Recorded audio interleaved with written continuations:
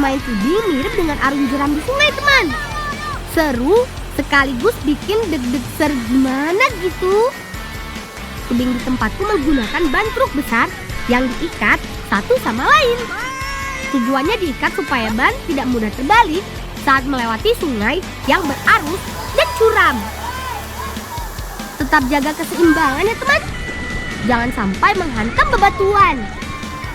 Apalagi bermain tubing dengan membawa muatan kayu bakar seperti ini. Nggak gampang loh. Tadi sebelum bermain, aku dan teman-teman cari kayu bakar di hutan. Biar lebih mudah membawanya, kami angkut saja menggunakan tubing.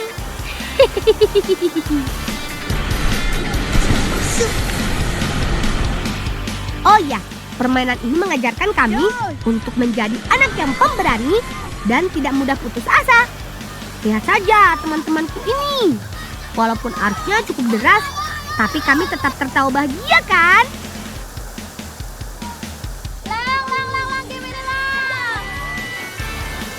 Menepi teman-teman, itu ada Mbak Virgi memanggil. Ya, kuengko kayunya di dalam rumah dikit ya, ketemu nang rumah. Mbak kan kalau dibuat sempun dikit. Oh, tenang Mbak, kami antar kayu ini sampai ke rumah dulu. Habis itu, aku dan teman-teman susun Mbak Virgi ke hutan ya. Ayo, si tupai beraksi. Ini dia buah yang Mbakku cari. Namanya buah sempu. Teman di rumah ada yang pernah melihat dan memakannya? Kalau belum, biar aku petikkan dulu ya. Ayo, semangat Liv. Lihat, pohon buah sempu ini mirip dengan pohon jati ya. Tingginya bisa mencapai 40 hingga 50 meter. Liv, ayo petik yang banyak ya buahnya. Buah sempu ini manis sekali kalau sudah matang. Rasanya unik, manis segar, dan beraroma mangga. Sayang sekali keberadaan pohon dan buah sempu ini sekarang sudah langka teman. Di hutan desaku saja hanya terdapat beberapa pohon. Itu pun tak semuanya ada buahnya. Jadi kami beruntung hari ini masih bisa petik buah sempu dan menikmatinya. Lip, Alip, kayak bisa akeh Lip. Yo wis mudun bae Lip, kayak mana Lip? Yo wis yo mudun hati-hati ya. Sip, yuk lanjut olah buah sempu ini teman.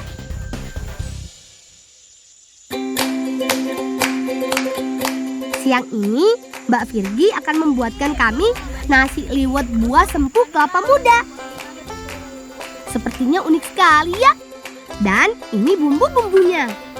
Ada kunyit, lengkuas, kemiri, garam, serai, daun salam, tomat, cabai, bawang putih, dan sahabatnya bawang merah. Dan tentu saja ada buah sempu. Sip, bersihkan dulu ikan kecilnya yuk teman.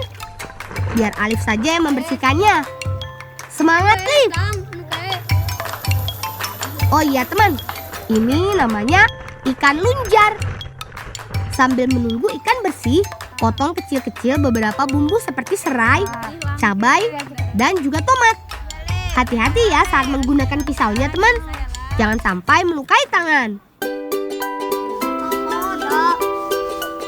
Ini nih yang unik dari masakan kami hari ini. Kami menggunakan kelapa muda untuk wadah memasaknya nanti. Tuh lihat, Febri sedang sibuk membelah-belah kelapa mudanya. Eits, jangan lupa haluskan juga bumbu seperti bawang putih, bawang merah, ketumbar, dan kunyitnya ya. Yuk, kayu serampung. Kek juga bumbunya wis Lip. Yuk, jalan ya Lip ya. Sip, mantap Liv. Iki dioseng disit Lip. Capek alon-alon. Masak bumbu halusnya teman. Goseng-goseng, jangan sampai gosong ya. Nah, jika sudah harum, baru masukkan ikannya, disusul irisan cabai, tomat, serai, dan juga daun salam. Enak kakek membunuh Bayu. Iyalah, masakan enak ya. Bareng-bareng ya Lip. Ya kayak diosengnya alon-alon bae ya Lip ya. Jadi deh ikan bumbunya. Mantul. kelapa juga sudah siap nih. Jika air di dalam kelapa sudah mendidih, masukkan beras, ikan, dan bumbu-bumbunya. Yang terakhir, baru ditambahkan buah sempunya. Kata mbakku, masakan bisa jadi lebih nikmat dan segar. Memang, memasak di dalam kelapa membutuhkan waktu lebih lama, teman. Karena daya pengantar panas pada kelapa tak sebaik besi pada alat masak umumnya. Tapi dijamin, soal rasa, buah kelapa menghasilkan sensasi yang lebih unik pastinya.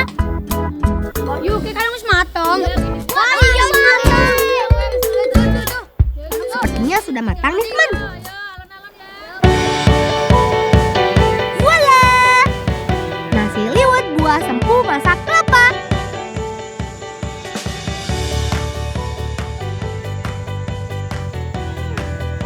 Wah, rasanya sungguh mengejutkan. Ini enak sekali, teman. Nasinya gurih dan pulen, ditambah dengan buah sempu yang memiliki rasa manis asam. Sungguh perpaduannya unik tapi nikmat. Wih, bau amisnya sama sekali tidak ada loh. Aroma kelapa muda jadi lebih dominan di sini. Karbohidrat kami dapatkan dari nasi liwet, vitamin C dari buah sempu, dan juga protein dari ikan. Benar-benar komplit. Ayo habiskan, teman-teman. Mubazir makanan seenak ini kalau tidak dihabiskan.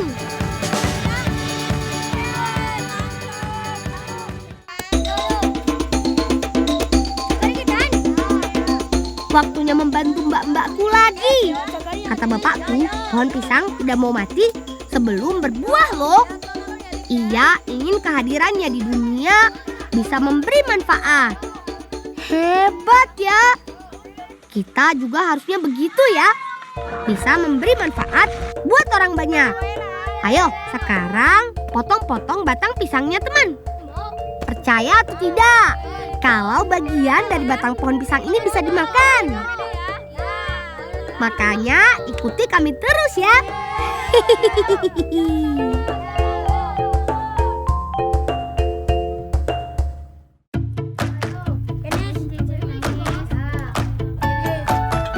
Nah, batang pisangnya sudah kami tebang tadi, dikupas lapisan per lapisannya ya.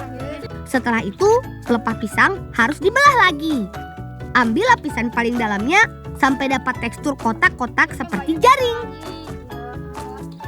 Eits, teman di rumah sudah tahu belum kami mau buat apa?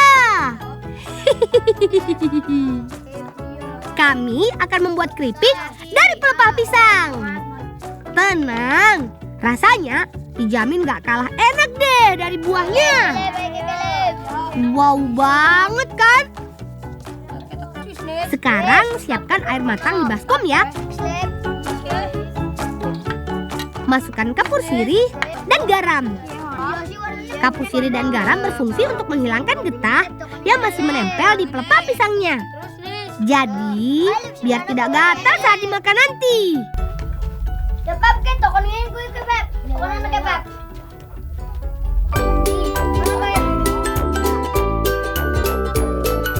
Nah, seperti ini jadinya pelepah yang sudah direndam seharian, teman. Warnanya jadi kecoklatan ya. Setelah ini, buat bumbu rendamannya yuk. Cukup dengan merica bubuk dan penyedap masakan saja. Lalu, larutkan ke dalam air. Masukkan pelepah batang pisangnya. Biarkan beberapa saat sampai bumbu meresap. Sekarang, lumuri pelepah menggunakan tepung yang sudah diberi pewarna makanan. Tada! Seperti ini jadinya. Lanjut ke proses terakhir, yaitu penggorengan. Untuk menggoreng pelepah batang pisang ini tak membutuhkan waktu yang lama, teman. Karena pelepah ini sangat mudah kering.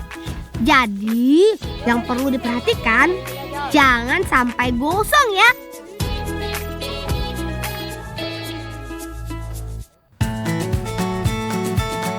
Keripik pelepah pisang. Selamat mencobanya di rumah ya.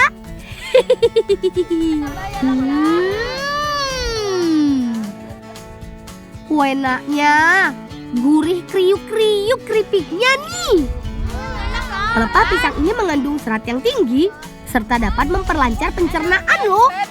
Pokoknya mantul, mantap betul.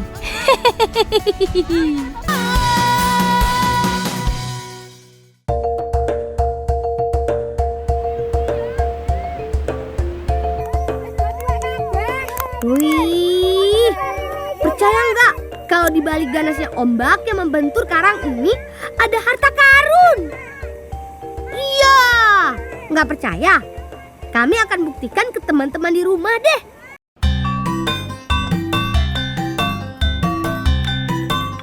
Itu dia, Pak Li Imron dan Pak D sepertinya sudah menunggu. Ya, namanya juga harta karun. Mendapatkannya tentu nggak mudah ya. Sebelum memancing, kami harus siapkan dulu umpannya. Ini dia bulu babi dan kerang-kerangan.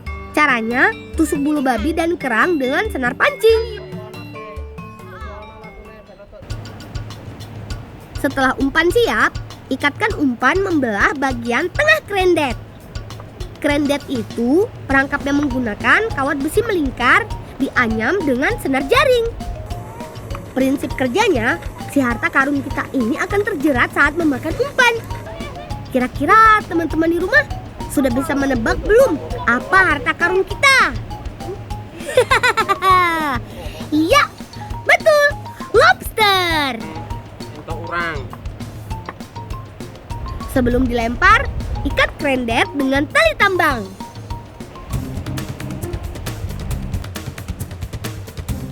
Setelah melempar krendet, sangga tali menggunakan sebatang kayu bercabang.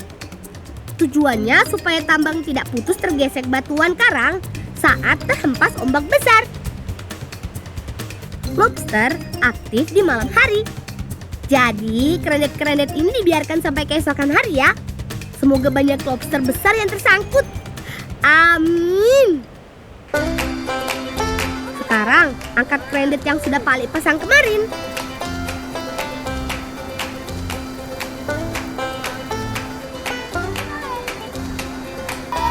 Wih, krendet pertama dapat. Asik. Yang paling sering didapat nelayan jenis lobster batu dan lobster hijau. Lobster juga disebut hewan laut abadi. Tidak seperti manusia yang makin berumur makin lemah tubuhnya. Justru lobster makin bertambah umur semakin kuat dan besar.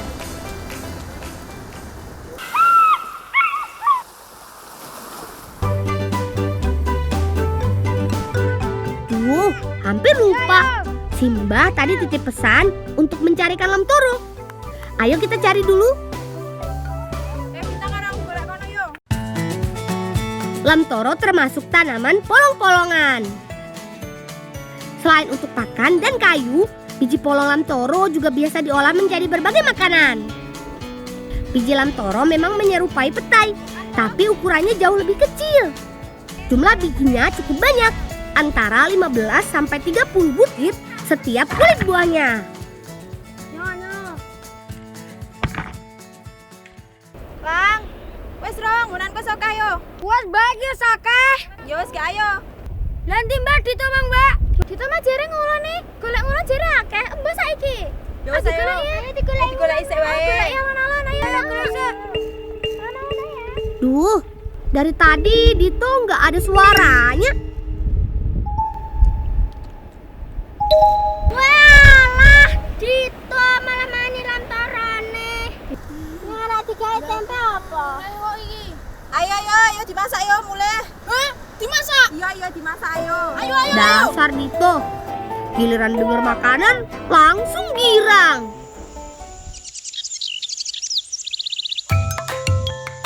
Teman, ada satu tempe yang khas dari pesisir Wonogiri. Namanya tempe lamtoro.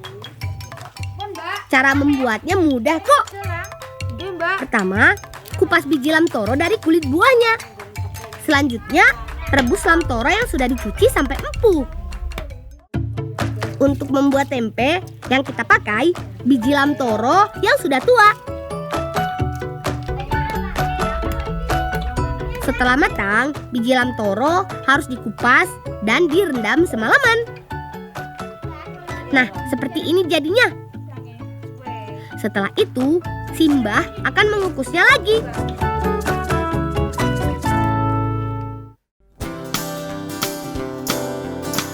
Kalau sudah matang, angkat lamtoro dan tuang ke tampah. Ratakan supaya cepat dingin. Setelah lamtoro dingin, inilah proses terpentingnya. Peragian. Taburi dengan ragi yang sudah disiapkan. Kemudian aduk sampai merata. Terakhir, tinggal bungkus deh. Simpan tempe selama sehari semalam. Tempe lamtoro siap diolah.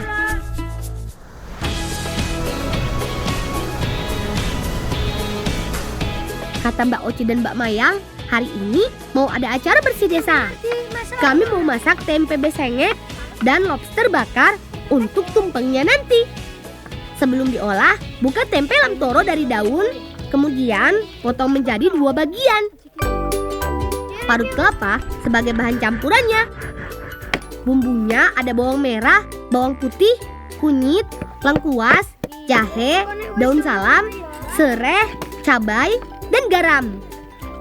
Sementara aku menyiapkan lobsternya sebelum dipanggang batu. Selanjutnya, olesi lobster dengan bumbu rempah.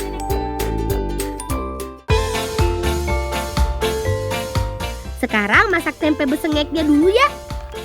Masukkan bumbu halus ke kuali yang sudah berisi air. Tambahkan tempe lamtoro dan kelapa parut.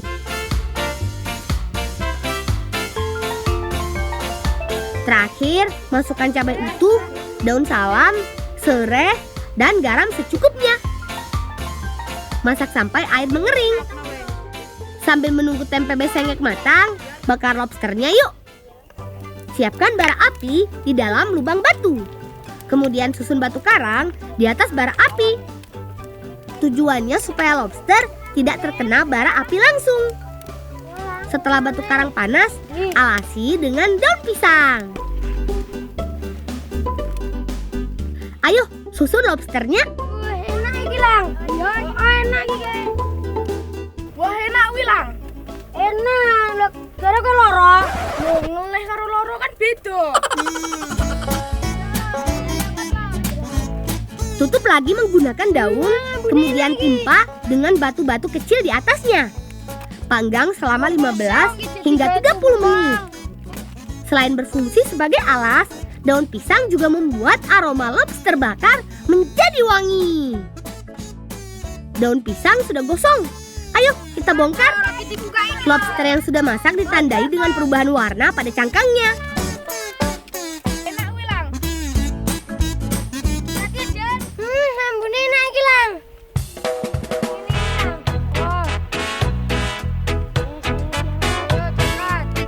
Lobster sudah matang. Besengek tempe lamtoro juga sudah. Bim salabim. Tumpeng lobster dan tempe besengek siap diarak.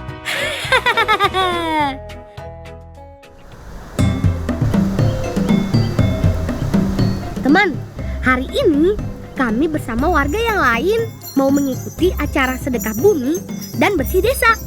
Sebagai wujud rasa syukur atas hasil bumi yang melimpah, serta mengusir semua hal buruk dari desa.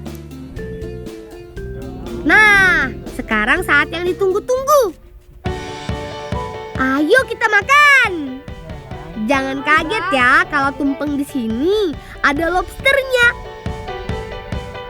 Karena sebagian masyarakat desaku nelayan lobster. Daging lobster rasanya manis dan lembut, kaya sekali dengan protein. Selain itu, tempe besengeknya juga tidak kalah enak. Kata mbakku, lamtoro mengandung vitamin A, B, dan zat baik lainnya. Bahkan lamtoro dipercaya bisa mengobati cacingan. Setelah acara selesai, biasanya akan ditutup dengan pertunjukan jatilan.